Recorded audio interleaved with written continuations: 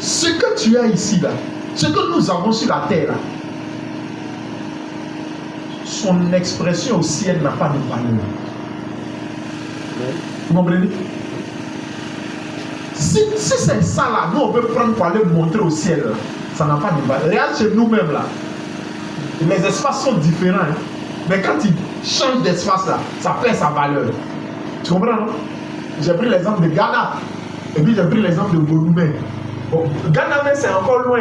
Mais prenons l'exemple de Bonoumé. Quand on dit Bonoumé, église de réveil de Bonoumé. C'est-à-dire que tout ce que nous on fait ici là, c'est même l'école de dimanche. Est-ce que tu comprends ça? L'école de dimanche là, on dit, c'est l'école de dimanche. Ça dépasse ce que nous on va faire ici en un mois. Tu comprends? C'est-à-dire que le parent de là-bas qui a compris que dans la parole de Dieu, son enfant doit apporter dans la maison du Seigneur là. Quand il sort de la maison là, il lui donne combien? Il dit, bon, toi tu prends 5 000 francs, c'est pour ton offrande. Toi tu es le plus grand, prends 10 000. Et sa maison seulement. Quand ils finissent de faire offrande là, hein? Ça dépasse ce que nous on fait ici. Je vais te dire quoi? Les espaces sont différents. Donc, ce qu'on est et ce qu'on a là, ça ne vaut rien par rapport à ce que l'église est. Ce que le royaume de ciel est, du moins. Vous comprenez? Il dit, c'est pas le. Est-ce que. Pourquoi même vous allez considérer vos maisons, considérer toutes choses? Il dit, allez-y chercher tous les bois, venez, bâtissez ma maison. Je vais être heureux. Et ma joie là, c'est que ça va créer dans vous vos maisons là. Ça sera plus grand. Alléluia.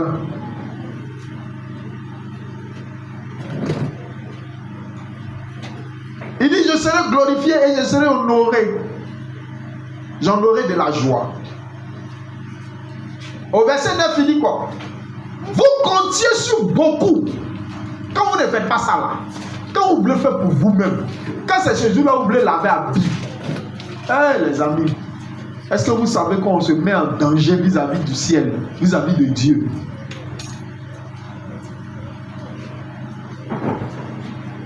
Il dit, vous comptiez sur beaucoup, et voici, vous avez peu. Vous l'avez rentré chez vous, mais j'ai soufflé dessus. Pourquoi? Dit l'Éternel des armées. À cause de ma maison qui est détruite, tandis que vous empressez chacun pour sa maison. Dieu est fâché. Et Dieu était fâché à eux. Vous amassez pour vos maisons, pour la maison. Il faut qu'on envoie la maison. Écoutez-moi bien. Peuple de Dieu, écoutez-moi très bien. Moi là, quand je vous prêche, je ne vous prêche jamais pour moi. Et je ne vous prêcherai jamais pour moi. Parce que moi là, Dieu prend bien soin de moi. Je lui rends grâce.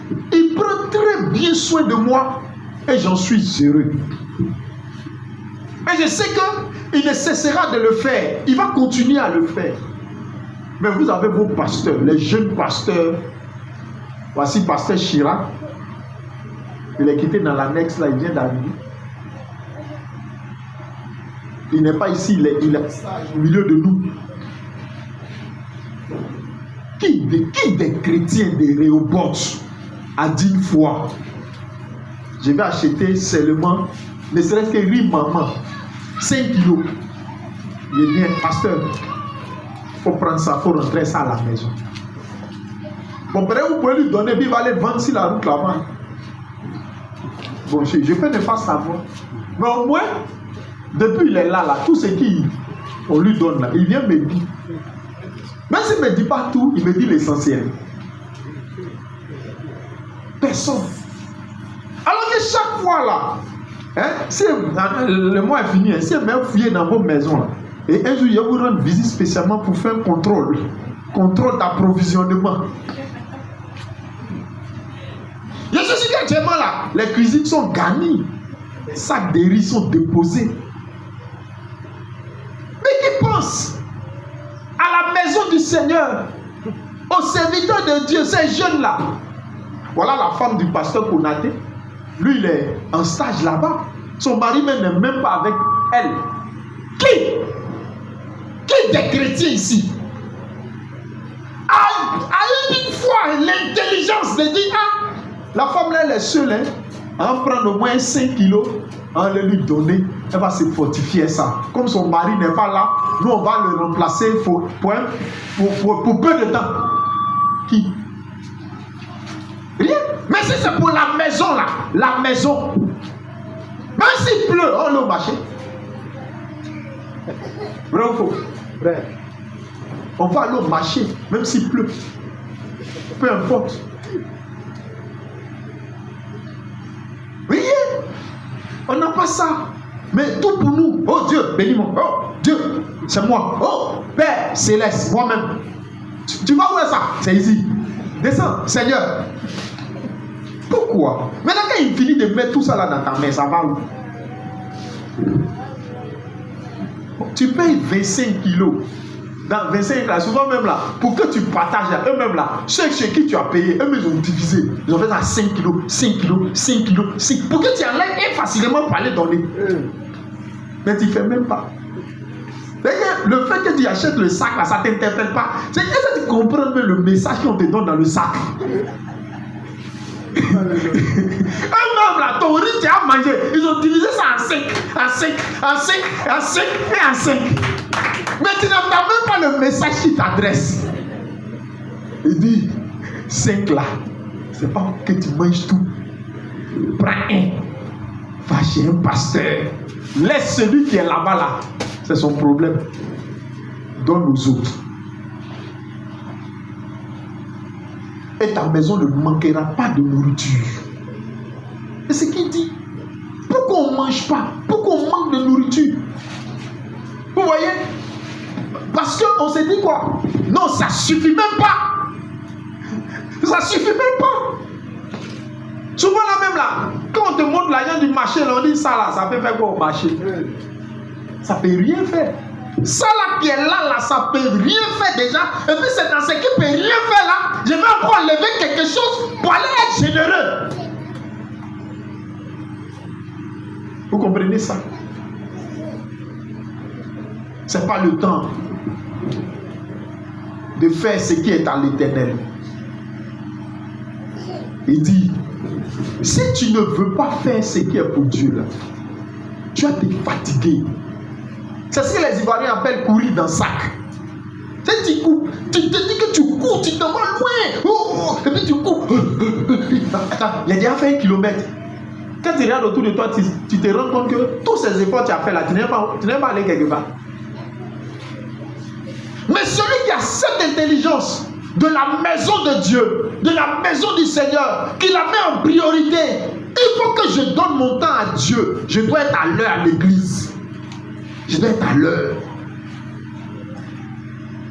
À l'heure à l'église. Être là pour commencer la prière avec les frères.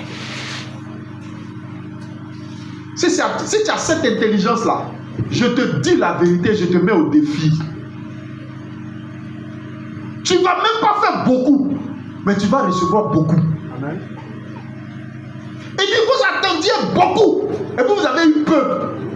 Ça veut dire que tu ne prends pas soin de la maison de Dieu, tu ne te rends même pas compte que celui qui bénit là, il s'appelle l'Éternel. Celui qui bénit ta maison, il s'appelle l'Éternel. Tu dois comprendre ça aujourd'hui pour que tu te rends compte que c'est lui qui bénit. Tout ce que tu veux faire sans lui là, tu ne peux rien faire.